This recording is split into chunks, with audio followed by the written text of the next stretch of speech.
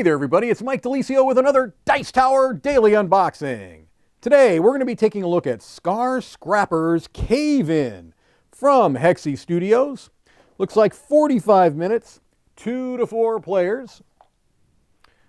Scar Scrapper's Cave-In is a game for 2 to 4 players competing to mine Hexy's crystals. As a mining boss, you will have to recruit new mercenary laborers, use their skills, and collect precious artifacts. Never let your guard down, though, as your competition is waiting for a chance to buy off your trusted men and steal the bounty from under your nose. Oh boy, that doesn't sound good. So it sounds like a very interactive game. I'll put it to you that way. Maybe a little bit of take that involved. I don't know for sure, just based off of the description on the back. So here's our rule book. We'll take a quick look through this. We see our illustrated setup here, our list of components. Now the fully illustrated and detailed game setup here, and then our gameplay. Taking turns one after the other in clockwise order, each turn is divided into 3 phases. First, the starting phase. Then the action phase, where you take 2 different actions or raid the base of any player. And then the cleanup phase. So, yes, if you can raid a different player's base, it sounds like there is some potentially take that type stuff here. All right, so 2 out of 4 possible actions, or you can forfeit your 2 actions to raid a base and possibly steal a totem. So let's look at what the actions are. You've got recruiting a mercenary, and they tell you how to do that. You've got mining crystals, and they explain that. You've got collecting an artifact, and they explain that. And then you've got using a mercenary's special skill, which they describe more here. All right. Then they talk about raiding a base, which you can do if you forego your other 2 actions. Then they've got the cleanup phase. And the game end is triggered when the mine collapses. This is indicated by the position of the cave-in token on the cave-in track, and it is player count dependent. All right, and then they talk about how the victory points are scored. All right, and then they have a nice illustrated example of gameplay, which is very, very nice. Some card clarifications, which I also appreciate as well. All right, well, let's look at the cardboard components. We've got what look to be some, I don't know, almost diamond-shaped tiles with different victory point values. I don't, again, know exactly how these play out and how they interact and things along those lines. And then we've got some more almost hex-shaped. All right. You can see of different colors and different victory point values as well on those. And then we've got some more right here. Very colorful. We also have some, I don't know if these are maybe player standees and things along those lines, would be my guess.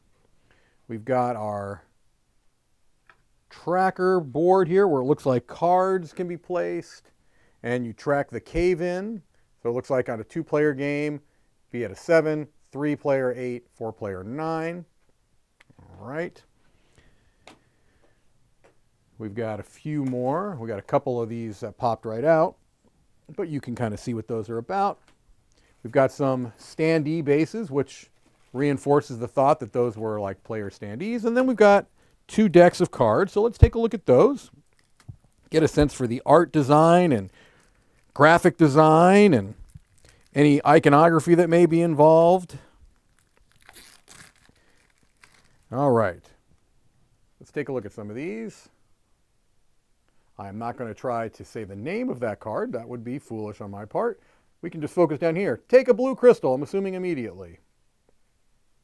This looks like an ongoing. Take a level 2 mercenary. The actions you take may be the same. All right, so different cards you can play that allow you to do something that is detailed on the bottom of the card. Okay? Looks like some of them take particular types of crystals. Some of you allow to mitigate the cost of things. Some things allow you to take something from somebody else. All right, so that's one deck there. Let's look at the other deck here.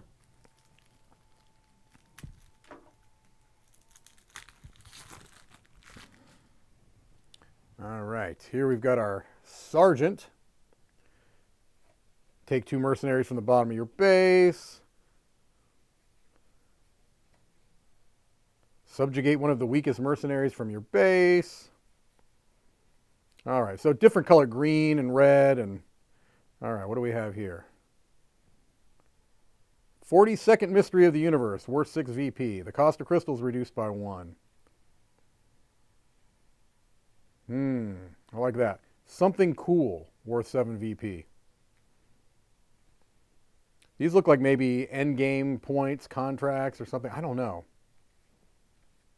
I'm not sure how those work, if they get drafted or if they just are given out. This is our player aid cards.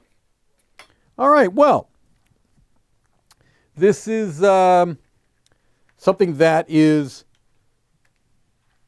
this is another game where I don't feel like I have any idea on really how it plays just off of a basic unboxing, but that's kind of to be expected. You can't really get a good sense of these things just by taking a quick glance. But that's all we're trying to do here is take a look at the components, see what it looks like. That is Star Scrappers Cave In. Thank you for watching another Dice Tower Daily Unboxing.